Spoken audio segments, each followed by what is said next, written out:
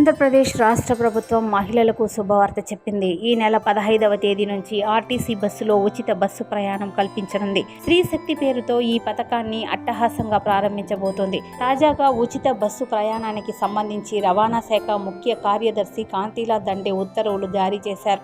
ఈ నెల 15వ తేదీ నుంచి రాష్ట్ర వ్యాప్తంగా మహిళలకు ఆర్టీసీ బస్సుల్లో ఉచిత ప్రయాణాన్ని కల్పిస్తున్నట్లు మార్గదర్శకాల్లో ప్రభుత్వం పేర్కొంది. 5 కేటగిరీల్లో ఉచిత ప్రయాణాన్ని కల్పిస్తున్నట్లు తెలిపింది.